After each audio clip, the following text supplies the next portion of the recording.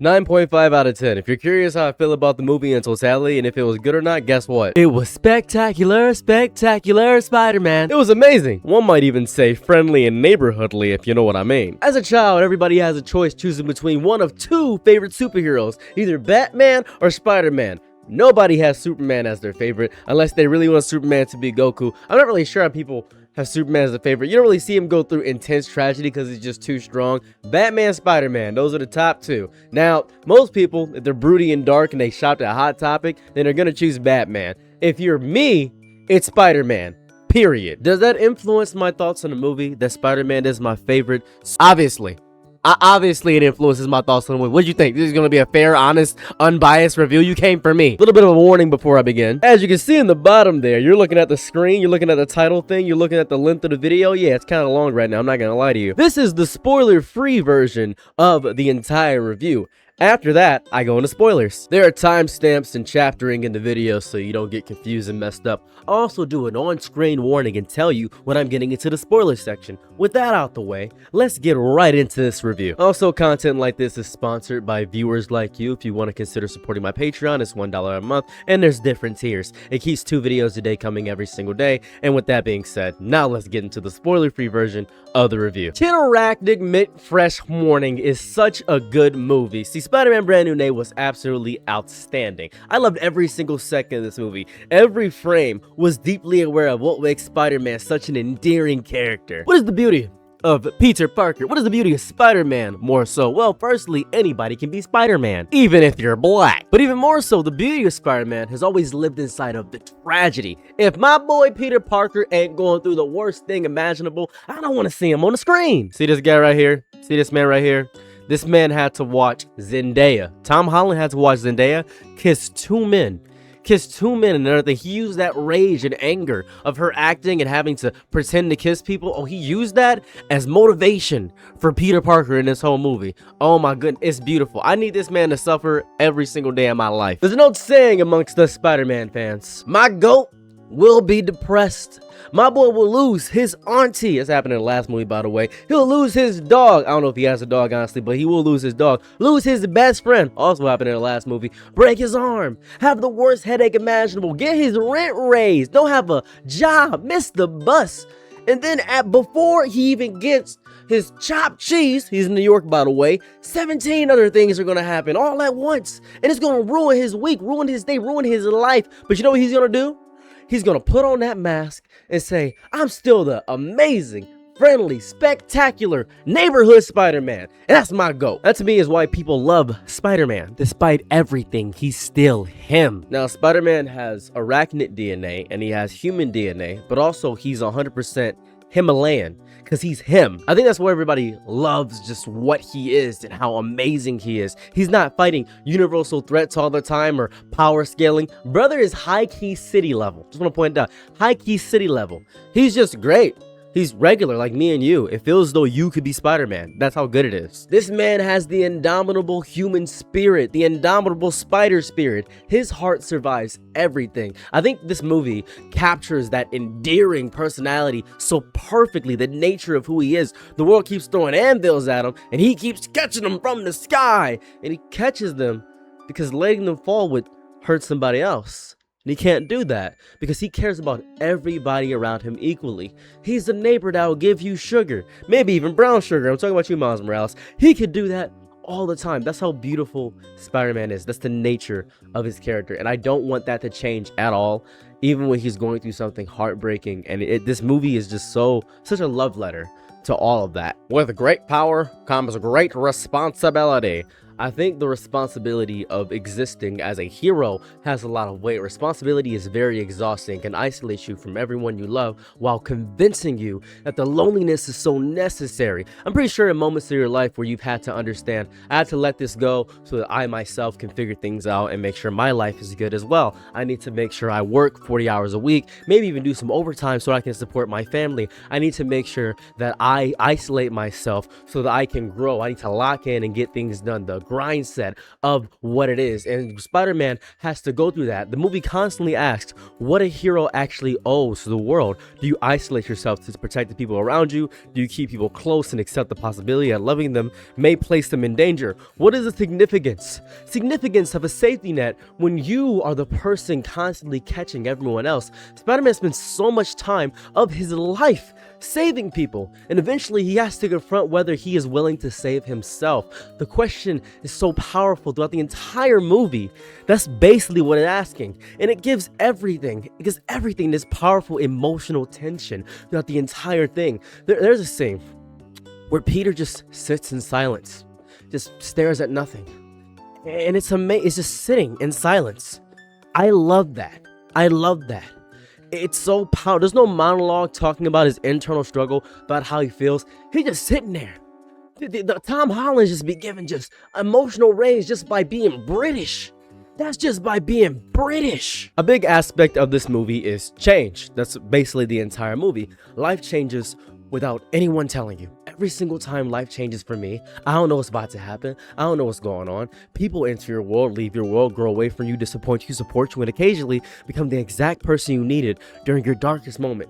Peter has to navigate the burden placed upon him while accepting that strength does not require emotional isolation in every single situation. That's what he has to do. What does it mean to become an idol? What does it mean to protect an entire city? What does it mean to be human and be Spider-Man? What happens when the symbol becomes more important than the person underneath the mask? That is such a powerful, amazing thing. And so many comics have tried to capture this essence of what Spider-Man actually is, and the film explores all of this without becoming a 3-hour philosophical journey. Oh, this is gonna be amazing. It's great. The emotional beats are very sharp, they're clear, and deeply human. You feel every loss, you feel every small victory, you feel the exhaustion of trying to be everything for everyone while slowly forgetting that you are also someone who deserves to, I don't know, be held. Wouldn't that be great to just have somebody to hold you, rub your back, play with your belly button? Wouldn't that be great for you? Even the main central antagonist, who I'm not gonna name, works as this fascinating foil for Spider-Man's journey. Their presence reflects the responsibility, loneliness, and identity protection and the damage people cause while desperately trying to control their lives, all run through this conflict. Spider-Man's super strength have never been the source of his greatness. That would be more so Superman, you know what I mean? You see, the neighborhood part creates the hero. He is a neighbor. He is a friend. He is a brother. He is a random guy you can pass on the sidewalk. He understands ordinary people because he remains one of them. So he is. Even while flying between buildings and fighting things that would make you say, I just paid off that car. Why'd you throw it, Incredible Hulk? Why'd you throw that car? I needed you, and I was just paid that off. Why'd you do that? That's dumb. The Avengers are here? Great. This is great. I was just trying to get to work because I got rent due, but it's okay. In this New York, you know rent's crazy. That's just disgusting. He understands ordinary people so much. And it's so, I love it so much. It's the villain in itself. I think the greatest villains of all time in history have been mirrors. Take the Jonkler right here, for example. The Jonkler right here, this goat right here, he's just a foil as a Batman went super crazy. Even if we look at Harvey Dent, he is also a foil of Batman. Hell, look at Naruto. Naruto with Obito. Those two are foils of each other. They're just foils. Every good villain is a foil. You can even look at Goku and Frieza. They are foils of each other. All the forms of Frieza are just the journey of Goku. From first form Frieza all the way to final form Frieza, we see the journey of Goku and the journey of Dragon Ball to Dragon Ball Z and represented in each form. That's how it is with Spider-Man. You have to have a good foil, and that's how you make a good villain. You take one trait of the hero and subvert it in order to make the villain of a series. And the main villain of this movie does that perfectly. Just great. I love that. I can't talk about what I hate about the movie without getting into a spoiler. Just know that there is one plot device in the movie that keeps popping up over and over again that basically ruins and advances the plot every single time it pops up.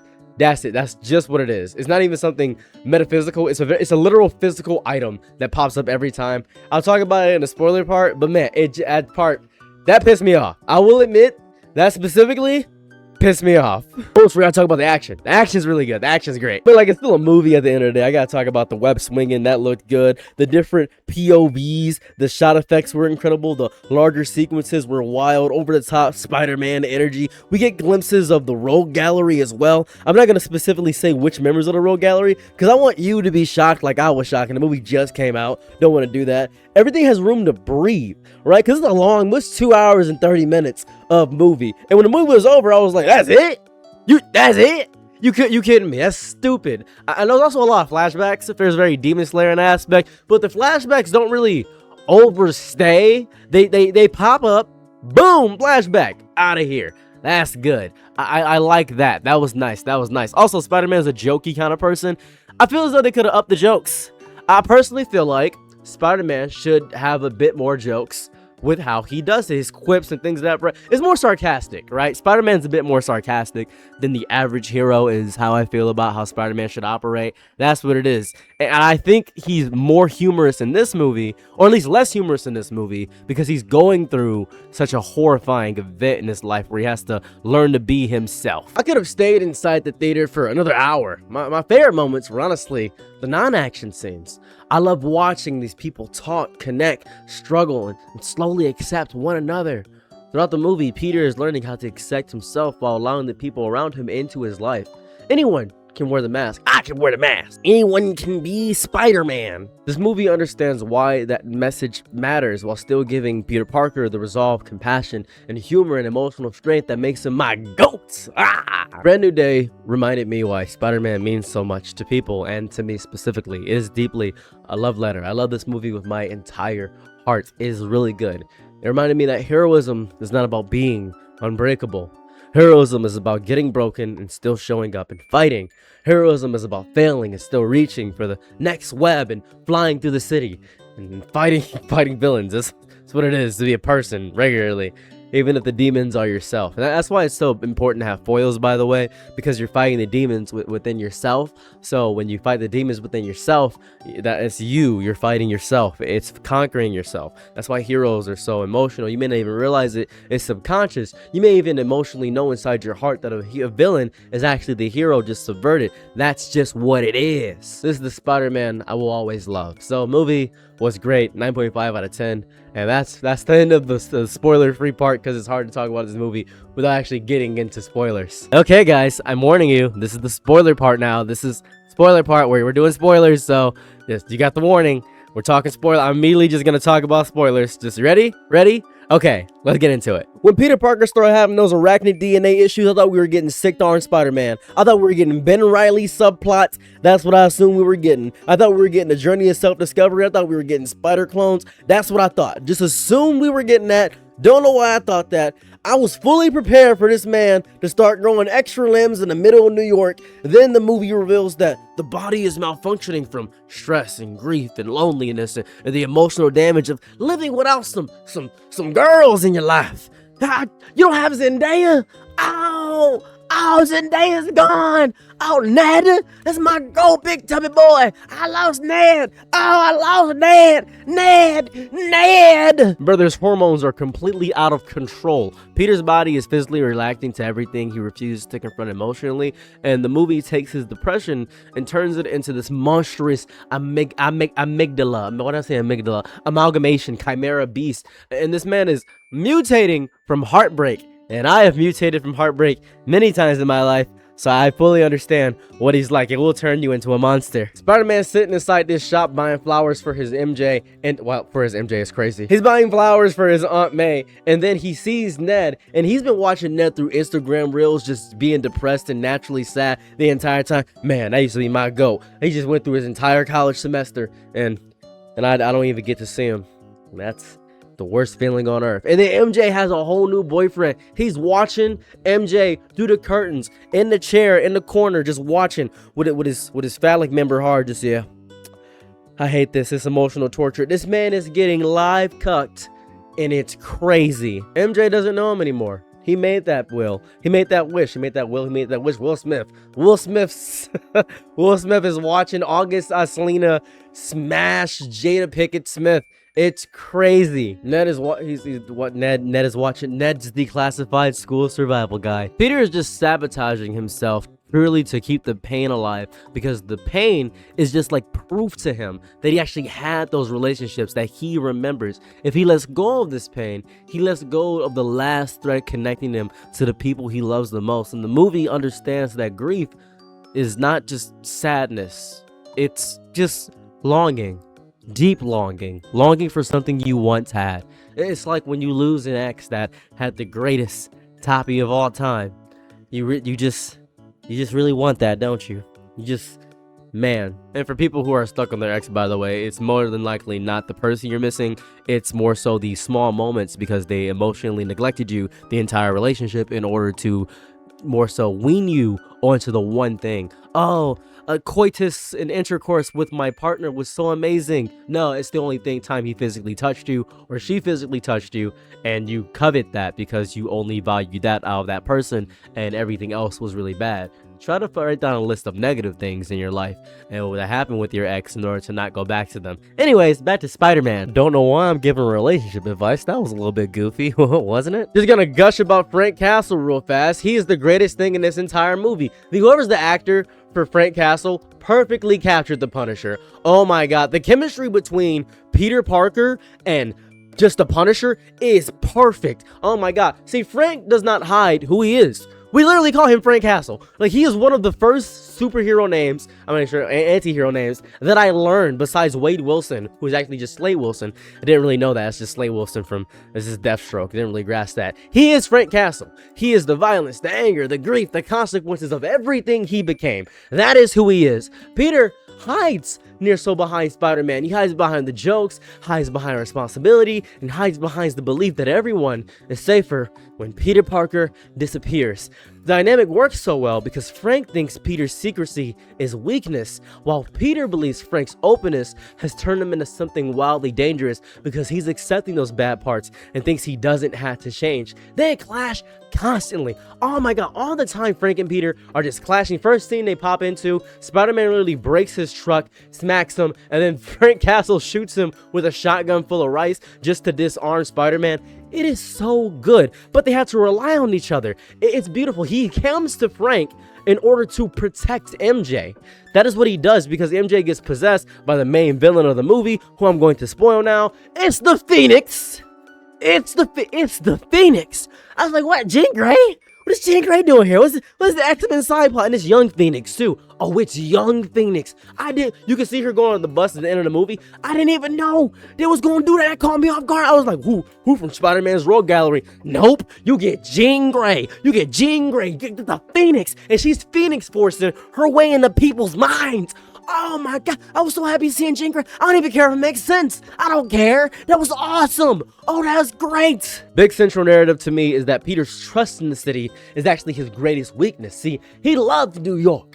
I love New York. I love chopped cheese. I love those burnt undercut pizzas. I love the Teenage Mutant Ninja Turtles. The police respect the spectacular Spider-Man that he is. They respect him deeply, right? And there's so many moments where just regular people walk up to Spider-Man and say, hey man, you good? And it's like, yeah, I'm fine. Okay, Spider. One time he's on top of this guy's car, right? Beginning of the movie, he's on top of this guy's car. And then the guy says, don't worry, Spider-Man, I got you. And then Spider-Man said, I don't really need you. He said, I'm shifting in the car. We gonna catch this villain. I love that so much because that's how New York views Spider-Man. Peter is comfortable cooperating with authority, the cops. You know, it's ACAB for me, but shout out Peter, man. I guess I could become Spider-Man. But then there's the Defense Department, the Department of Defense. Those guys, they're just like S.H.I.E.L.D. because they're trying to take mutants or enhance humans and then use that capability to make weapons. We even see this throughout the movie. There's little snippets of them taking all the people. Here, they're converting old villains into heroes or people to defend the city. It reminds me of Amanda Waller with Squad. I don't know if you know about the movie. It's a really good movie. It reminds me of that. That's how the DC operates there. And I think the city he has spent his entire life defending is being run by people who see innocent lives as these wildly expendable resources, and it causes this conflict with Spider-Man. And I don't know. I think that sucks. It just sucks. So Jean Grey takes over the Scorpion and tries to get into the facility because she's trying to save her sister throughout the entire movie. The main goal of the movie is Jean Grey trying to save her sister from this facility. That's the entire thing. But here goes the thing, right? Jean Grey is a very powerful telepath. She is insanely strong. She can just kind of shift between bodies and use parallel thoughts that remain in her body and jump between different bodies, which is awesome. That's just great. Here goes the part that it gets me. It's this letter, right? It's this letter. This is the worst part of the movie for me. This one ridiculous letter reveals the entire background to MJ. It allows Jean Grey to track down and pinpoint each specific part of where MJ is. The letter keeps popping up. It's as if this letter is so wildly he's just rip up the letter at this point. I feel like he's just rip up the letter. It's stupid. And also another part that gets me in the movie is that Frank Castle is actually stupid. Now I know Punisher just thinks he's invincible and wants to be there for all this stuff, but he's actually stupid at times because you're going against, I don't know, the Incredible Hulk, who's controlled by Jean Grey. By the way, Incredible Hulk's in this movie. She gets controlled by Jean Grey. Why? And maybe I'm dumb here. Why in God's name is Frank Castle, right, trying to fight the Hulk with guns, which is stupid, just tickling him, and then why is he around objectively one of, if not the strongest outside of Legion, who is Charles Xavier's son, the strongest telepath ever? It's the Phoenix Force. What are you doing? Like, why does he think his anger will solve the Phoenix? Sir, she is inside your brain.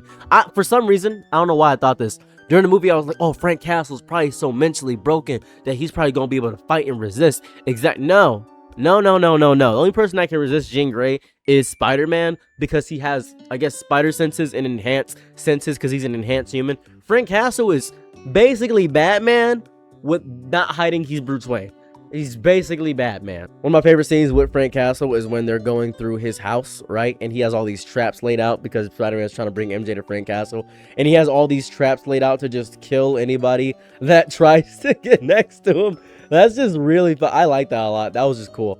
That was just funny to me. That was hilarious. I was also surprised they used Sarah Gray. I believe this is Earth 616's Sarah Gray. Not exactly sure which Earth Sarah Gray this is, but I haven't heard about Sarah Gray ever. People always forget about Sarah Gray. Such a young Jean Grey too. Such a young Phoenix. It's very interesting. I think Jean Grey becoming a reflection of Peter's own emotional crisis is so amazing. And Peter just, at the end of the movie, he talk no jutsus. Martin Luther King's convinces the Phoenix and says, hey, I'm just like you, buddy. I too was corrupted with power and hate. And then, oh my God, you can't beat the power of a good speech. I cried 5 times during this movie. I'm not even gonna lie to you. There was this moment, right, where you see, oh my God, let me try to remember. You see Jean Grey, and she's inside Peter's mind, right? And Jean Grey is speaking to Aunt May, and she's hugging Aunt May and crying, and they're having the same speech because it applies to both. It applies to both. And then Peter ends up speaking to Jean Grey and saying, hey, you're not alone. And then Frank Castle is using this very high caliber destructive rifle because Jean Grey said it so that she did this thing where the whole city is under her control, and he's like, all right, all I gotta do is shoot this little girl. This is easy. So he tries to shoot the little girl, and then Spider-Man ends up taking the bullet, and Spider-Man has to go through this recovery, and he has this emotional scene at the end, all this stuff. But it is just so beautiful to see the conversation they had. I just love this movie a lot. It's really good. Well, that's all I gotta say. Gonna ask a favor. If you leave a comment, please don't spoil the movie for everybody else. I included non-spoilers, and I worked really hard to make sure that people don't get spoiled. So please, just don't leave a comment spoiling the movie. Wouldn't that be great? Outside of that, let me know your base thoughts without spoiling the movie, hopefully. About the movie, I'd appreciate that. Try your best to just be vague with your languaging. Well, anyways, I gotta work on a second video today. So, have a lovely day or night wherever you're at. Don't forget about the Patreon. I got 2 side channels. Cyril's Play, Cyril's Side Thoughts. Plays his video games. Side Thoughts is Reddit content. And I'll be at Youmacon at the end of October. Anime convention. All that jazz. Those are the announcements. I'm out. Peace. Bye.